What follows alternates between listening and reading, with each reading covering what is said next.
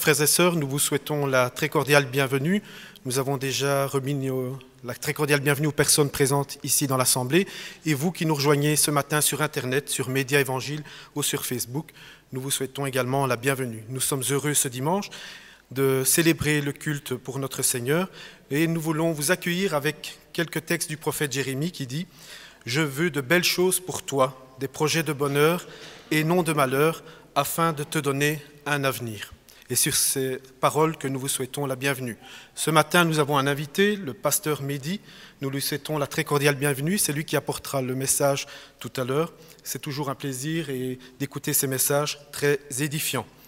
Nous vous souhaitons donc la bienvenue. Nous espérons que vous vous portez bien. Malgré ces temps encore qui restent troubles dans le monde, gardons toute notre confiance au Seigneur Jésus.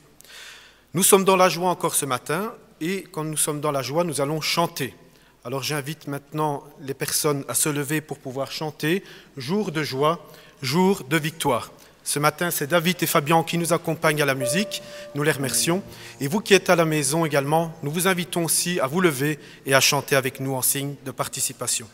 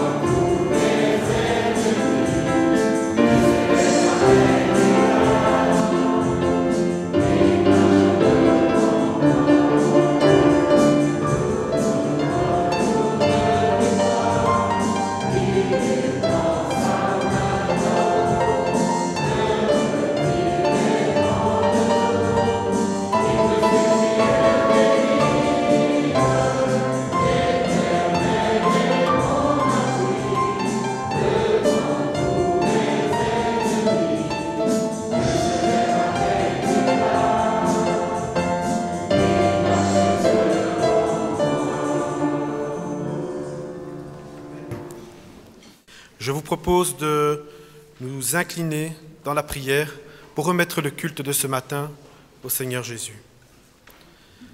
Notre Dieu, notre Père, nous voulons te demander ta bénédiction éternelle sur le culte de ce matin. Merci Seigneur de nous permettre de nous rassembler pour te louer, pour t'honorer, pour te célébrer, Éternel.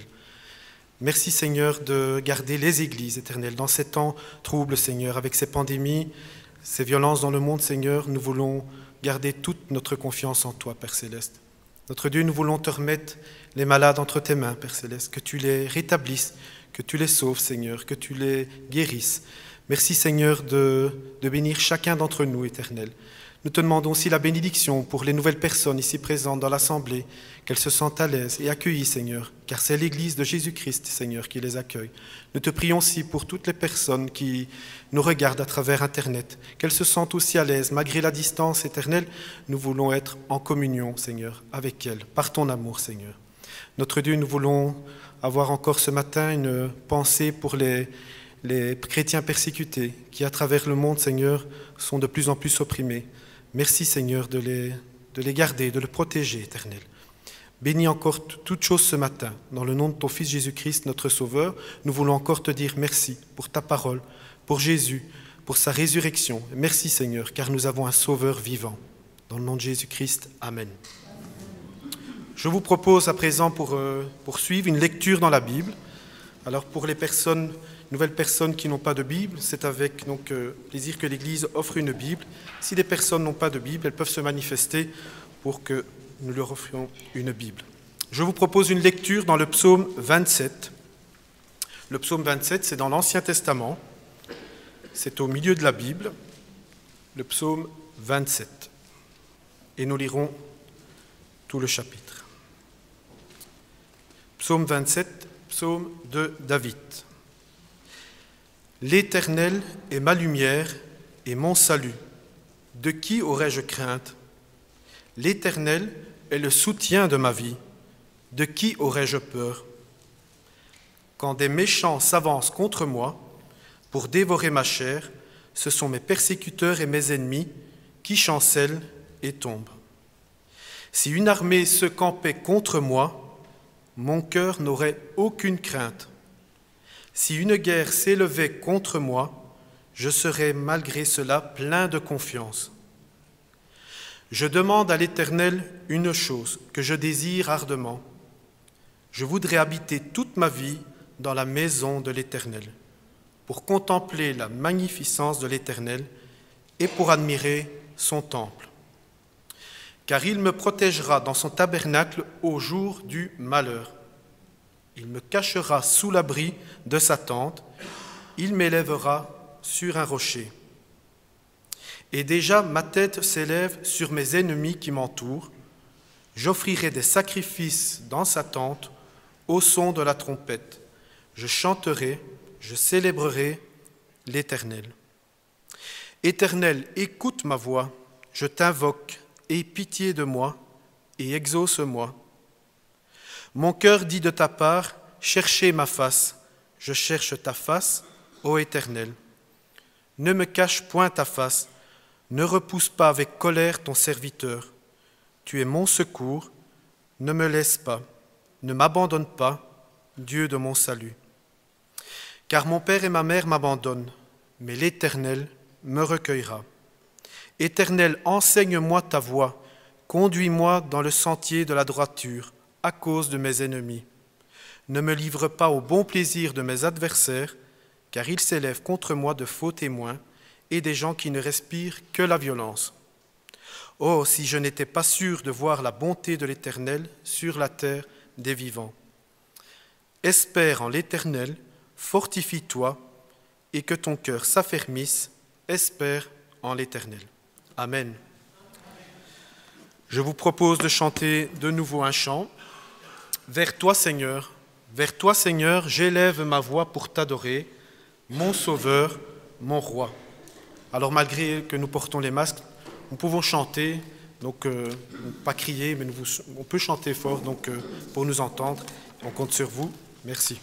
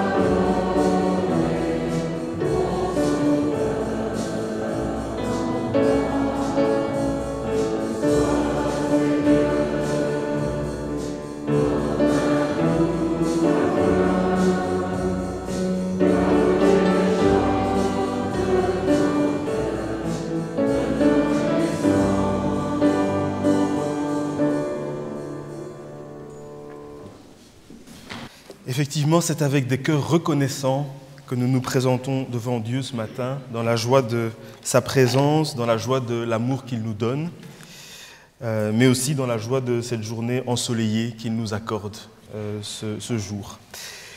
Ce matin, nous allons faire deux lectures dans le Deuxième Testament, dans le Nouveau Testament.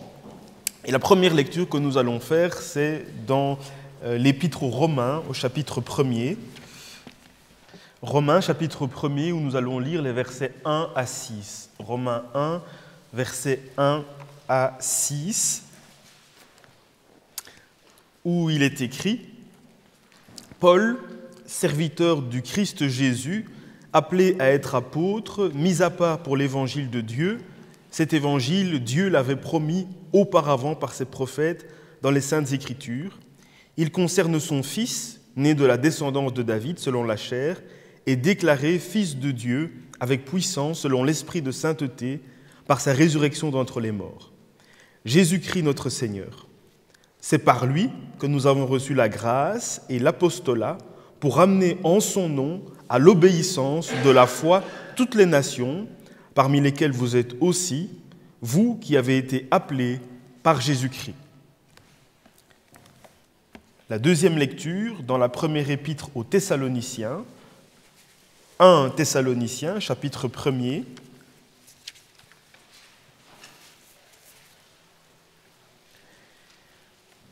« 1 Thessaloniciens, chapitre 1er, où nous allons lire les versets 2 à 10. 1 Thessaloniciens 1, versets 2 à 10. C'est Paul, l'apôtre Paul et ses collaborateurs qui parlent. Et il est écrit « Nous rendons continuellement grâce à Dieu pour vous tous, et faisons mention de vous dans nos prières. Nous nous souvenons sans cesse devant Dieu, notre Père, de l'œuvre de votre foi, du travail de votre amour et de la fermeté de votre espérance en notre Seigneur Jésus-Christ. Nous savons, frères bien-aimés de Dieu, que vous avez été élus, car notre évangile n'est pas venu jusqu'à vous en parole seulement, mais aussi avec puissance, avec l'Esprit Saint et une pleine certitude. Vous savez en effet ce que, à cause de vous, nous avons été parmi vous. Vous êtes devenus nos imitateurs et ceux du Seigneur, en recevant la parole au milieu de beaucoup de tribulations, avec la joie de l'Esprit Saint. Aussi, vous êtes devenus un modèle pour tous les croyants en Macédoine et en Achaïe, car la parole du Seigneur a retenti de chez vous, non seulement en Macédoine et en Achaïe, mais votre foi en Dieu s'est fait connaître en tout lieu, à tel point que nous n'avons pas besoin d'en parler. On raconte à votre sujet quel accès nous avons eu auprès de vous et comment vous vous êtes convertis à Dieu en vous détournant des idoles pour servir le Dieu vivant et vrai et pour attendre des cieux son Fils qu'il a ressuscité d'entre les morts, Jésus, qui nous délivre de la colère à venir. Amen. Amen. Cette semaine-ci, le lundi 21 février, Le Vif, le journal Le Vif, a publié un article qui fait état de la situation du christianisme dans le monde. Cet article dit que le christianisme reste la religion la plus pratiquée dans le monde, avec 2,5 milliards de croyants, 2,5 milliards de chrétiens dans le monde. Et l'article dit que le christianisme reste la religion la plus pratiquée dans le monde, avec plus de 2,5 milliards de croyants. Cela signifie que la part des chrétiens dans le monde est de 32,2% de la population mondiale. Donc 2,5 milliards de croyants et 32,2% de la population mondiale qui sont donc des chrétiens. Alors cette information a quelque chose de très encourageant, parce que quelque part c'est une information qui nous montre que nous ne sommes pas les seuls sur Terre à croire au Dieu créateur. Nous ne sommes pas les seuls à croire en Jésus, son Fils, le Sauveur du monde. Nous ne sommes pas les seuls à croire au Saint-Esprit. Il y a une grande famille des chrétiens, une grande famille des enfants de Dieu sur cette terre. C'est une information très encourageante. Mais en même temps que cette information est encourageante, il y a des questions embarrassantes que l'on peut se poser à la lecture de cet article. On peut se demander, dans ce pourcentage de chrétiens, combien de personnes sont des chrétiens authentiques qui vivent leur foi au quotidien ? Dans ce pourcentage, combien se déclarent chrétiens uniquement parce que c'est la tradition de leur famille ou de leur pays, sans avoir de réel vécu intérieur, spirituel, personnel de leur foi? Combien se déclarent chrétiens dans ce pourcentage et ne connaissent pas les points principaux de l'enseignement de la Bible, ne connaissent pas la Bible? Dans ce pourcentage, combien sont comptés comme chrétiens mais dont le mode de vie ne témoigne en rien de leur foi, qui n'ont pas de relation personnelle avec Dieu, qui ne prient pas, qui ne tiennent pas compte de la parole de Dieu dans leur vie, qui ne tiennent pas compte de la volonté de Dieu pour leur vie? Dans ce pourcentage, combien y a-t-il de personnes qui, au quotidien, font confiance à Dieu pour ce qui concerne leur vie, pour leur choix, pour leurs décisions, pour leur avenir. Combien peuvent dire comme David, « Je me confie en toi, Seigneur, je place toute ma confiance en toi ». Dans ce pourcentage, combien se déclarent chrétiens, mais seraient honteux de dire à leurs voisins, à leurs collègues, qu'ils croient en Jésus, qu'ils croient que Jésus est mort à la croix, qu'il est ressuscité. Combien, parmi ce pourcentage qui se déclarent croyants, ne viennent jamais à l'église, à part pour un enterrement ou pour un mariage, et qui ne participent en rien à la vie de l'église de Jésus-Christ. Ce qui est très embarrassant, c'est que si l'on se pose toutes ces questions et si on soustrait à ce nombre toutes les personnes qui se déclarent chrétiennes, mais sans avoir une marche au quotidien avec le Seigneur, sans connaître Dieu, sans lire la Bible, sans prier, sans avoir une vie personnelle avec le Seigneur, il est très probable que ce chiffre diminue de façon très significative. Si on enlève de ce chiffre tous les chrétiens de nom qui ne vivent pas leur foi au quotidien, certainement que ce chiffre va descendre très fort et de façon très importante. Tant de personnes qui sont des chrétiens de nom, qui se disent chrétiens parce que c'est la tradition de leur famille, parce que c'est la culture de leur pays, parce que c'est l'habitude, parce qu'ils ont été baptisés enfants, mais qui ne vivent pas au quotidien leur foi. Et il nous est très certainement arrivé de nous poser la question, ou que quelqu'un nous pose la question, vous êtes croyant ? Ou alors il nous est arrivé à nous de poser à quelqu'un, vous êtes croyant ? C'est une question qui semble anodine, mais qui renferme beaucoup de réalités et beaucoup de difficultés. Parce qu'une fois qu'on demande à quelqu'un s'il est croyant, il faut se demander qu'est-ce qu'un croyant ? Il faut se demander est-ce qu'on devient chrétien par naissance ou est-ce qu'on devient chrétien au cours de sa vie ? Il faut se demander qu'est-ce qui fait de quelqu'un un croyant ? Qu'est-ce qui distingue un croyant de quelqu'un qui ne l'est pas ? Il faut se demander, si quelqu'un dit qu'il croit, il faut se demander à quoi il croit, en quoi il croit. Il faut se demander qu'est-ce que sa foi change dans sa vie concrètement. En quoi est-ce que cette foi se manifeste dans sa vie ? Tant de questions qui se posent sur la notion de ce qu'est un croyant. Il ne suffit pas de se donner le titre ou l'étiquette de croyant. Encore faut-il l'être réellement au quotidien dans nos vies. Dans le texte que nous avons lu, le texte des Thessaloniciens, nous avons là beaucoup d'éléments qui nous enseignent sur ce qu'est un croyant. Beaucoup d'éléments qui nous enseignent sur comment devient-on croyant, sur ce qui caractérise un croyant, sur ce qui distingue un croyant. Alors pour commencer, cette église de Thessalonique, c'est une ville, l'apôtre Paul considère que c'est une église modèle.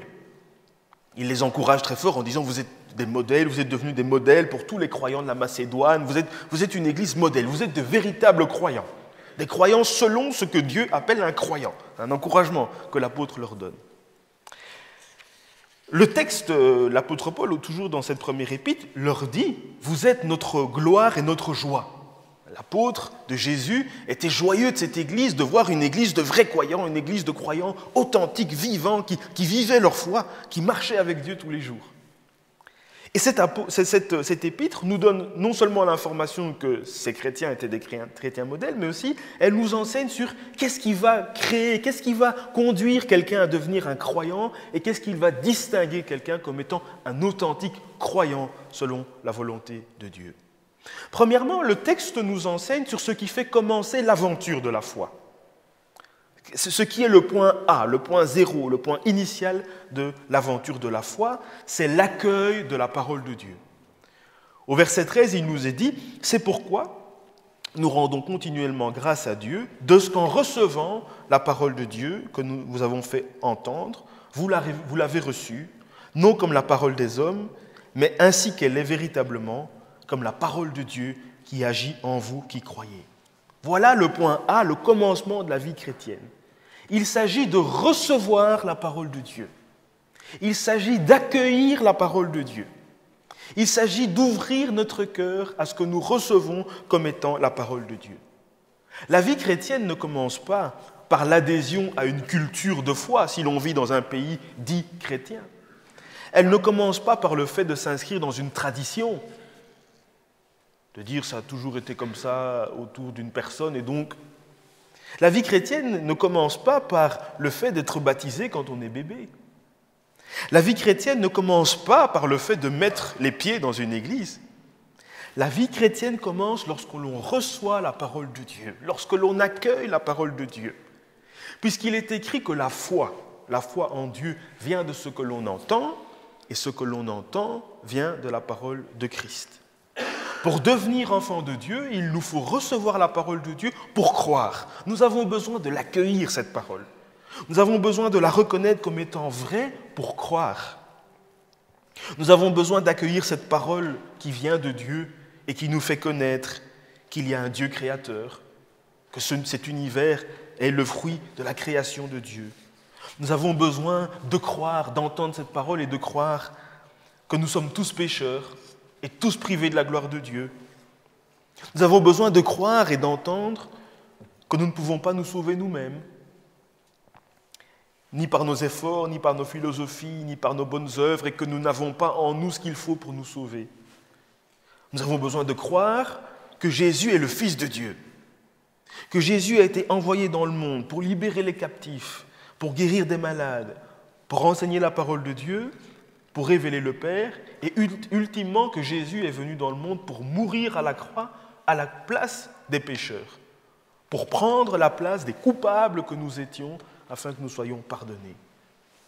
L'aventure de la foi commence par un accueil de la parole de Dieu qui crée en nous la foi. Cette foi qui sauve, cette foi seule qui sauve, puisqu'il est écrit « Celui qui croit au Fils a la vie éternelle ». Celui qui croit au Fils a la vie éternelle. Mais celui qui ne croit pas au Fils ne verra point la vie, mais la colère de Dieu demeure sur lui. Être croyant implique donc d'entendre le message de l'Évangile, de le reconnaître comme vrai, de le croire, de le recevoir dans son cœur. Et le texte nous enseigne aussi que la foi, non seulement c'est un accueil de cette parole que Dieu nous adresse, mais le texte nous enseigne aussi que la foi conduit à un mouvement, qu'elle conduit à une dynamique. La foi ne nous rend pas passifs, elle ne nous rend pas observateurs, elle ne nous rend pas philosophes. La foi nous invite à un mouvement. Elle nous fait nous inscrire dans une certaine dynamique. Entendre la parole de Dieu, c'est un déclencheur. C'est comme l'allumette qui allume le feu. Mais cette allumette va enclencher le feu pour que nous puissions ensuite nous mettre en mouvement. Ce n'est que l'ouverture, ce n'est que le début. Et ensuite, nous nous mettons en mouvement. La foi, ce n'est pas une simple adhésion intellectuelle lointaine à des vérités en disant « oui, c'est vrai ». Mais il s'agit réellement de recevoir ces vérités et il s'agit, à la suite de ces vérités, de prendre une décision personnelle. Il s'agit de prendre une décision personnelle. Ce n'est pas une décision que l'on peut prendre pour nous, ce n'est pas une décision que l'on peut prendre à notre place, ce n'est pas une décision que l'on peut nous imposer, c'est une décision personnelle qu'il s'agit de prendre à un moment de sa vie. À un moment de notre vie, nous entendons la parole de Christ, nous croyons la parole de Christ et nous faisons un choix, nous prenons une décision de marcher avec lui, de nous engager à sa suite. Et le verset 9 du texte que nous avons lu nous décrit ce mouvement initial que crée la foi et que l'on appelle la conversion. Au verset 9, il est dit « Car on raconte à notre sujet quel accès nous avons eu auprès de vous et comment vous vous êtes convertis à Dieu, donc il parle aux Thessaloniciens, en abandonnant vos idoles pour servir le Dieu vivant et vrai. » La foi contient donc un premier mouvement, un mouvement principal qui consiste à se détourner des choses du passé, à se détourner des habitudes du passé, à se détourner des idoles du passé, c'est-à-dire de toutes les choses qui dans notre vie prenaient la place de Dieu, de nous détourner de notre vie d'avant, notre vie de personnes qui marchaient sans Dieu, qui marchaient sans le connaître, qui marchaient sans tenir compte de sa volonté. Il s'agit de se détourner du péché pour se tourner vers Dieu, pour venir vers Dieu et pour servir le Dieu vivant et vrai. Ce mouvement qui consiste à laisser les choses du passé et à se tourner vers Dieu, c'est ce que la Bible appelle la conversion. Vous êtes convertis à Dieu en abandonnant les idoles et en vous tournant vers le Dieu vivant et vrai. Dans la conversion, l'être humain se détourne des idoles qu'il servait pour se tourner vers Dieu. En réalité, les chrétiens, les Thessaloniciens, n'étaient pas des juifs, c'était comme on dit, des païens, c'est-à-dire des personnes qui ne faisaient pas partie du peuple de Dieu, et ils vivaient dans l'ignorance de Dieu, et donc ils avaient plein de pratiques qui sont des pratiques qui ne plaisent pas à Dieu, ils faisaient tout un ensemble de choses qui ne plaisaient pas à Dieu, et l'apôtre les félicite d'avoir posé ce choix, d'avoir pris cette décision, de s'être détourné des idoles, s'être détourné des choses du passé pour se tourner vers Dieu. La conversion, c'est un changement de direction. La personne va changer de direction dans sa vie, complètement. À 180 degrés, on change complètement de vie pour se tourner vers Dieu. La conversion contient donc deux éléments. Il s'agit premièrement de se repentir. Il s'agit de se repentir, de reconnaître que l'on est pécheur, de reconnaître que l'on a besoin du pardon de Dieu, que l'on a besoin de la grâce de Dieu, que l'on a besoin de son pardon et qu'on ne peut pas sauver soi-même. Il s'agit de reconnaître nos fautes, nos péchés, de demander pardon à Dieu pour ce qu'a été notre vie. Et il s'agit aussi, deuxièmement, de croire, de placer sa confiance en Jésus, de croire qu'il est mort à la croix pour nous, de croire que son sang est efficace pour nettoyer nos fautes, nos péchés.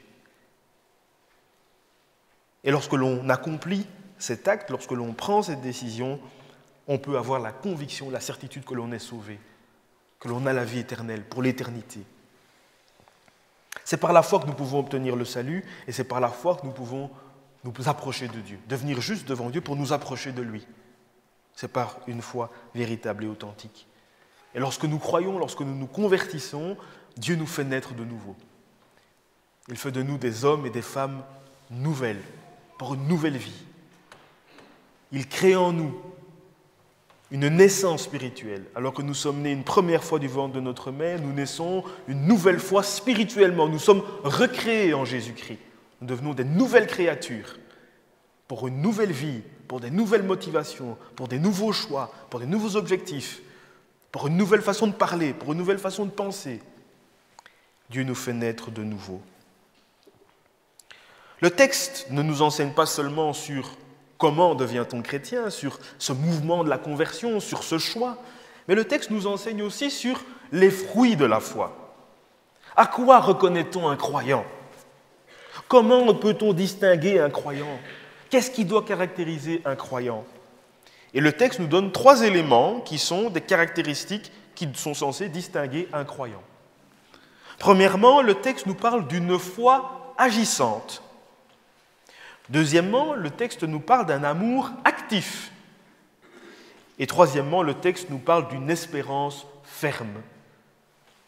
Une foi agissante, un amour actif et une espérance ferme. C'est le verset 3 qui nous le dit, nous rappelant sans cesse l'œuvre de votre foi, le travail de votre charité et la fermeté de l'espérance en notre Seigneur Jésus-Christ devant Dieu notre Père. Premièrement, le texte nous dit que les Thessaloniciens étaient des vrais croyants et qu'ils se distinguaient par une foi agissante. Une fois devenus croyants, les Thessaloniciens ne sont pas devenus des grands philosophes dans leur fauteuil qui méditaient des réalités spirituelles. Leur foi est devenue agissante. Elle les a conduits à poser des actes, à faire des œuvres.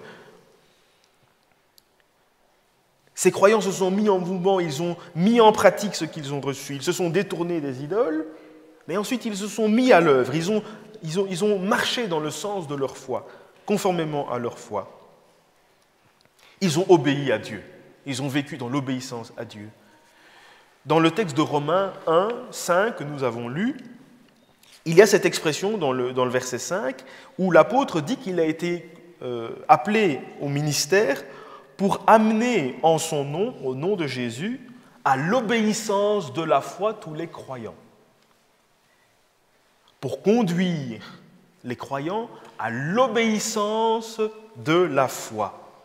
C'est une expression très intéressante, l'obéissance de la foi. La foi, dans la Bible, est donc conçue comme étant une obéissance. La foi, c'est une obéissance. La foi conduit à l'obéissance.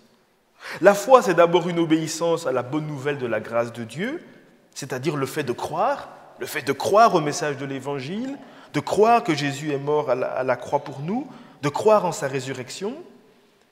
Mais la foi nous conduit aussi à l'obéissance à la parole de Dieu. Celui qui obéit à Dieu en croyant qu'il est pécheur, en croyant qu'il a besoin du pardon de Dieu, va aussi marcher dans l'obéissance envers Dieu. Il va vivre au quotidien en obéissant à Dieu. La foi nous conduit à une vie d'obéissance à Dieu, à une vie d'obéissance envers Dieu, de respect envers sa parole et envers sa volonté. On pourrait donc dire qu'un croyant, c'est un obéissant. Un croyant, c'est un obéissant à Dieu. Le croyant croit ce qu'enseigne la Bible et il obéit à la parole de Dieu. Sa foi va impacter tous les aspects de sa vie, tous les domaines de sa vie. Sa foi va impacter sa façon de voir le monde. Sa foi va impacter son avis sur les questions de société. Le croyant tient compte de ce que la Bible dit dans tout ce qu'il fait. Dans tout ce qu'il fait et dans tous les domaines de sa vie. Si l'on prend l'exemple d'Abraham, le père des croyants, ça se voit dans beaucoup de choses. Quand Dieu vient à la rencontre d'Abraham, le père des croyants, et qu'il lui dit maintenant, il va s'agir de quitter ta patrie, de quitter ton pays et d'aller là où je te montrerai, Abraham fait confiance à Dieu et il obéit. Il obéit parce qu'il fait confiance à Dieu, parce qu'il a la foi, il obéit, il pose un acte qui suit sa foi. Lorsque Dieu dit à Abraham de lui donner son fils, ce qu'il ne fera pas finalement, Abraham obéit. Parce qu'il croit, il obéit. Lorsque Dieu dit à Abraham de faire circoncire ses fils, ou en tout cas les hommes de sa lignée, il obéit, il fait ce que Dieu lui demande. La foi nous conduit à l'obéissance, elle nous conduit à poser des actes, elle nous conduit à des œuvres que nous posons pour la gloire de Dieu. Devenus croyants, nous nous mettons au service de notre église locale. Devenus croyants, nous nous mettons au service des autres. En préparant le repas des cultes, en nettoyant le bâtiment, en jouant d'un instrument, nous nous engageons dans notre église locale. C'est une œuvre de la foi. Devenus croyants, nous nous mettons à parler de Christ aux autres. Devenus croyants, nous voulons que nos collègues, que nos voisins, que nos connaissances sachent qui est Jésus pour l'humanité et ce qu'il peut apporter dans une vie. Nous voulons faire connaître Jésus au monde et nous sommes préoccupés par l'évangélisation du monde. Devenus croyants, nous prenons des décisions différentes concernant nos vies. Alors qu'auparavant, nous mettions l'argent en préoccupation de notre vie, désormais, nous comprenons que l'argent n'est qu'un outil qui doit être utilisé pour la gloire de Dieu. Alors qu'avant, nous étions négligents par rapport à certaines obligations familiales, désormais, nous mettons un point d'honneur à accomplir correctement nos obligations familiales de père, d'époux, de mère, d'enfant, de belle-mère. Alors qu'auparavant, nous étions des personnes qui acceptions tout sur le plan de la sexualité et des relations amoureuses, tout était OK pour nous. Devenus croyants, nous commençons à comprendre le plan de Dieu. Nous commençons à comprendre ce que Dieu veut. Et nous faisons des choix dans notre sexualité, dans notre vie amoureuse qui correspondent à ce que Dieu veut. Devenus croyants, nous adaptons notre mode de vie. Dans toutes les choses, nous adaptons par exemple notre emploi du temps pour avoir des moments avec le Seigneur. Prenons des moments de prière, des moments de lecture de la Bible. Nous adaptons notre emploi du temps pour venir à l'église. Nous adaptons notre emploi du temps pour avoir des temps avec Dieu, pour servir nos frères. Devenus croyants, notre emploi du temps change. Nos objectifs changent. Pour venir au club de jeunes, nous changeons notre agenda. Et on pourrait multiplier les exemples. La foi du vrai croyant, c'est une foi agissante. C'est une foi qui le conduira à accomplir des œuvres pour la gloire de Dieu. Et le Saint-Esprit nous conduira à poser tout un ensemble d'actes à la gloire de Dieu. Il s'agit donc de marcher avec Dieu dans notre quotidien, au quotidien, en toute chose, de marcher avec Dieu. Les chrétiens de nom ne vivent pas leur foi au quotidien. Ils vivent la plupart du temps comme si Dieu n'existait pas. Et puis, à certains moments donnés, ils s'en souviennent. Comme par exemple dans cette série télévisée bien connue, Les Feux de l'amour. Une belle série qui passe depuis 40, 50, 60 ans sur les mêmes chaînes. Cette série très intéressante parce qu'en fait, ce sont des personnes qui vivent leur vie et intéressant de voir qu'ils vivent la majorité du temps sans se préoccuper de Dieu. Et donc, c'est des histoires d'argent, de pouvoir, des histoires d'amour. Elle est partie avec un tel, il est revenu, voilà. Et puis, souvent, dans cette série, on voit qu'il y a quelqu'un qui tombe malade. Et là, tout à coup, on voit que les acteurs sont à la chapelle de l'église, en train de prier. « Ah Seigneur, souviens-toi de cette personne-là. » À des moments comme ça. Dieu n'apparaît jamais dans la vie de ces personnes. Il n'y a pas un moment où on voit quelqu'un qui dit « Oh là là, il faut qu'on fasse selon la volonté de Dieu. » Mais, à certains moments, quand on a besoin de Dieu, alors là, on se tourne vers lui, on se souvient qu'il est là. Eh bien, dans la vie concrète, parce que ça, c'est un film, mais dans la vie concrète, c'est ça, un chrétien de nom. C'est de temps en temps, à certains moments, on vit comme si Dieu n'existait pas, et puis, oups, ah oui, on va... Dieu nous appelle à avoir une foi agissante, une foi quotidienne. Notre vie doit être métamorphosée par notre connaissance de Jésus. Jusque dans ces milligrammes, dans ces millimètres, jusque dans les plus petits détails, notre vie doit être métamorphosée par la présence de Jésus en nous, pour faire de nous des chrétiens authentiques. La foi agissante, c'est aussi une foi qui nous conduit à l'amour du prochain. Galates 5, verset 6 nous dit « Car en Jésus-Christ, ni la circoncision ni l'incirconcision n'ont de valeur, mais ce qui a de la valeur, c'est la foi agissante par la charité. » Notre foi va être agissante par la charité. Deuxième élément que l'apôtre nous donne. Le croyant se distingue par un amour actif, le texte nous dit. Les Thessaloniciens étaient tellement actifs dans l'amour que l'apôtre leur dit plus loin, pour ce qui est de l'amour fraternel, vous n'avez pas besoin qu'on vous écrive, car vous avez vous-même appris de Dieu à vous aimer les uns les autres. C'était des chrétiens authentiques qui s'aimaient les uns les autres, qui aimaient leurs prochains.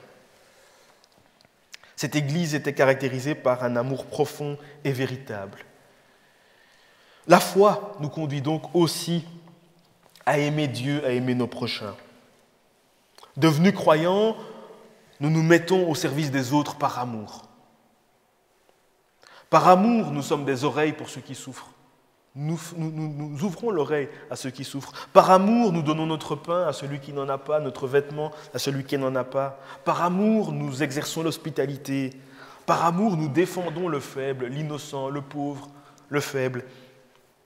Devenus croyants, nous devenons des personnes qui cherchent à pardonner. Nous nous battons pour pouvoir pardonner à ceux qui nous ont offensés. Devenus croyants, nous devenons des personnes qui veulent éviter tout ce qui peut faire du mal à notre prochain. Nous voulons éviter la médisance, nous voulons éviter le mensonge, nous voulons éviter la calomnie, nous voulons éviter le mépris, nous voulons éviter le racisme, nous voulons éviter la haine, nous voulons éviter la moquerie, nous voulons éviter l'arrogance, nous voulons éviter la méchanceté, nous voulons éviter tout ce qui peut faire du mal à notre prochain. Devenus croyants, nous prenons à cœur ce qui arrive aux autres. Nous nous réjouissons avec ceux qui se réjouissent. Nous pleurons avec ceux qui pleurent. Nous prions pour ceux qui sont dans la souffrance. Devenus croyants, nous posons des actes d'amour, des vrais actes d'amour. Puisqu'il nous est dit que nous ne devons pas aimer en parole, mais en action. Et c'est le Saint-Esprit qui crée tout ça en nous. Nous ne devenons pas des personnes mieux que les autres, mais le Saint-Esprit qui vient habiter en nous va nous conduire à des actes de foi, à des actes d'amour. Troisièmement, le texte nous donne un dernier élément qui caractérise les Thessaloniciens, des véritables croyants. Le texte nous dit qu'ils avaient une espérance ferme. C'est le verset 10. « Et pour attendre des cieux son Fils, qu'il a ressuscité des morts, Jésus, qui nous délivre de la colère à venir. » Les Thessaloniciens avaient une espérance ferme dans le retour de Jésus. Et ça modelait leur vie.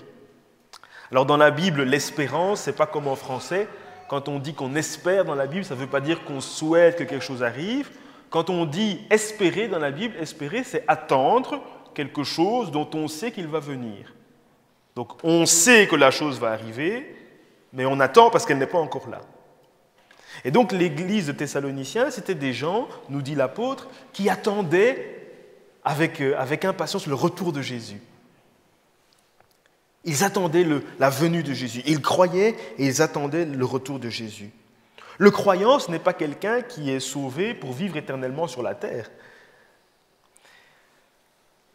Le croyant est conscient qu'il a été sauvé de ses péchés par Jésus, mais il sait que ce monde a une fin. Il sait que Jésus revient. Et il attend avec impatience que Jésus revienne. Il soupire avec impatience que Jésus vienne, que Jésus soit révélé dans toute sa gloire. Et le fait d'attendre le retour de Jésus, ça a des implications dans notre vie, des implications concrètes dans notre vie. Parce que devenus croyants, nous savons que nous avons une destinée éternelle, que nous avons une destinée éternelle avec Dieu. Et donc nous n'essayons pas d'investir nos vies dans les choses de la terre, comme si nous allions emporter ce qui est sur terre, mais nous tournons nos vies vers l'éternité, vers ce qui plaît à Dieu, vers ce qui est à la gloire de Dieu. Dans toute notre vie, nous tournons nos regards vers les cieux, où nous irons. C'est ainsi qu'il est écrit dans Matthieu 6, « Ne vous amassez pas des trésors sur la terre, où la teigne et la rouille détruisent, et où les voleurs percent et dérobent. Mais amassez-vous des trésors dans le ciel, où la teigne et la rouille ne détruisent pas, et où les voleurs ne percent ni ne dérobent. » Le croyant investit pour la vie éternelle. Il s'investit pour les choses d'en haut et pas pour les choses de la terre. Attendant le retour de Jésus, le croyant va mener une vie équilibrée. C'est ce que le texte de Tite nous dit, que nous devons mener une vie équilibrée, juste et empreinte de piété, en attendant le retour de Jésus. Le croyant veille donc et il attend avec impatience le retour de Jésus. Il attend que Jésus vienne le chercher et en attendant, il cherche à vivre selon le plan de Dieu, selon ce que Dieu veut, selon sa volonté. Alors voilà, notre monde a besoin de chrétiens authentiques. Il a besoin de vrais croyants, notre monde. Le Seigneur attend de vrais croyants, pas des croyants de nom, pas des croyants du dimanche, pas des croyants de tradition, pas des croyants de culture, mais des véritables croyants, des croyants authentiques qui ont fait cette expérience, cette décision de marcher avec Jésus et qui au quotidien marchent dans la volonté de Dieu. Des croyants qui ont une foi agissante, qui ont un amour actif et qui ont une ferme espérance dans le retour de Jésus. Que Dieu bénisse sa parole. Amen. Dieu notre Père, nous te remercions pour ces instants passés auprès de toi, dans ta présence, dans ta parole.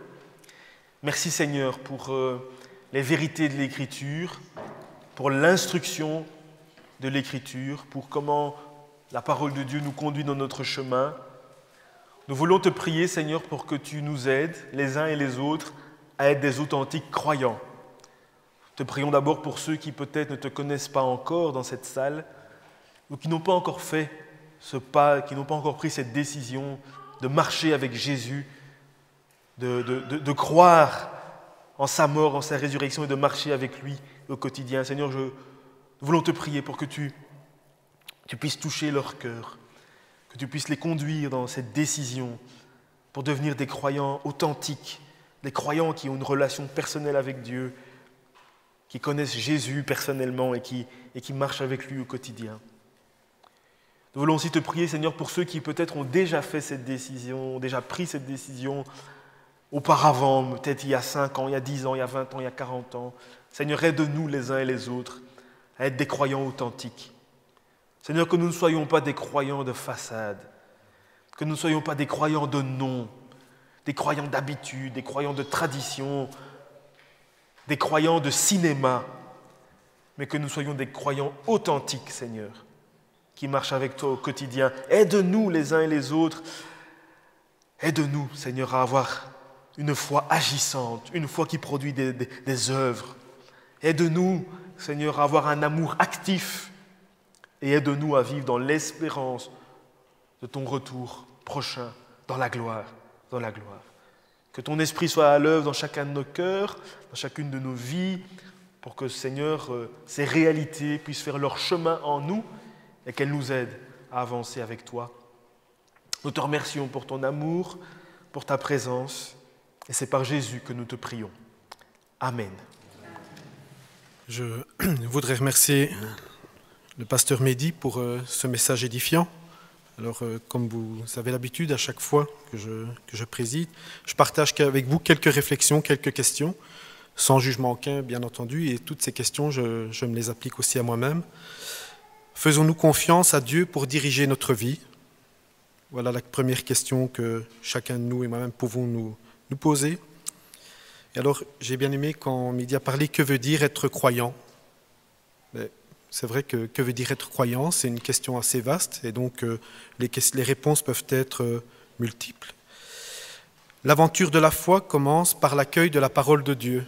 La Bible est une source inestimable de réponses à nos questions, dans les doutes, dans la maladie, dans la tristesse, dans le découragement, mais aussi dans la joie, dans l'encouragement. La Bible est ce qui nous permet de faire le lien entre nous et Dieu. Tournons-nous vers le Dieu vivant et vrai. Cela a été dit dans le message. Alors, je reprends brièvement les deux éléments à la conversion. Se repentir, Dieu nous accepte tels que nous sommes, pas besoin de grands discours. Juste lui demander pardon, le faire avec son cœur. Et ensuite, placer sa confiance en Jésus et croire en lui. Alors, j'ai bien aimé aussi quand il parlait de qu'est-ce qu'un croyant, faire preuve d'amour actif. L'amour doit régner dans notre Église. L'amour entre les frères et sœurs, l'amour pour les responsables, l'amour pour nos jeunes, pour nos enfants, pour nos ados, pour nos personnes âgées. Je pense que sans amour, et cela a déjà été plusieurs fois dit, ce n'est pas possible d'avoir ce lien qui nous unit.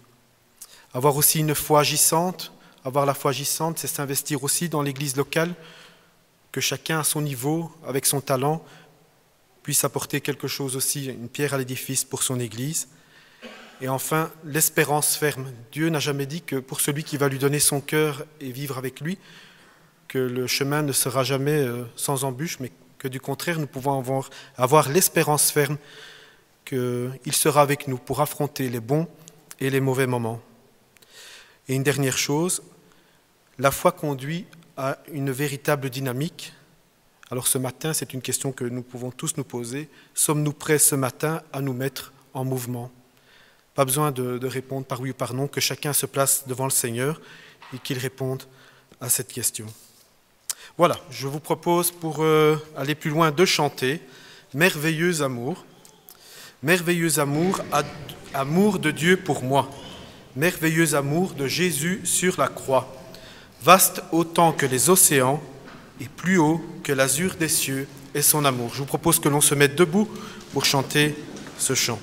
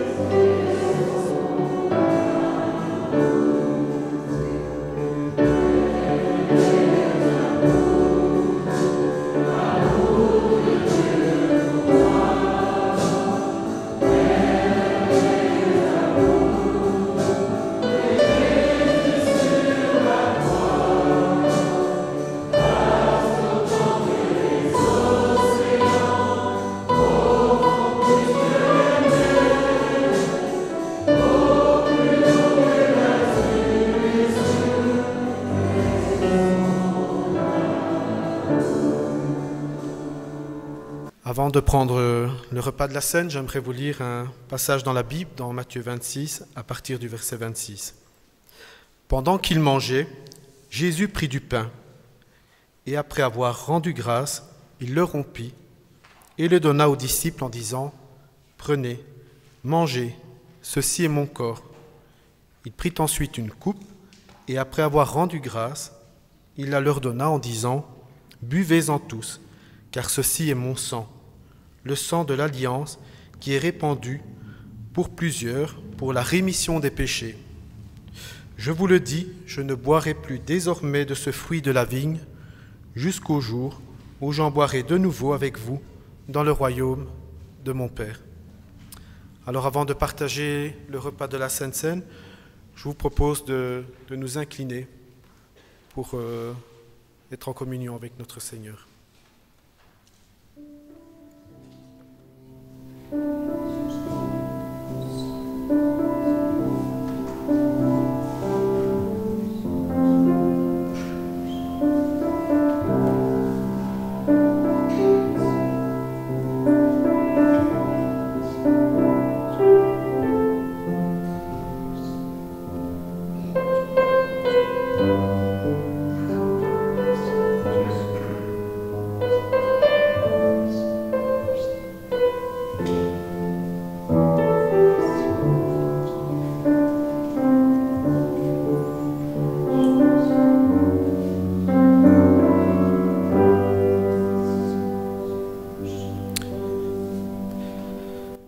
Notre Dieu, notre Père, en prenant ce pain, nous voulons nous rappeler les sacrifices de ton Fils Jésus, qui a pris tout le poids de nos péchés sur la croix de Golgotha.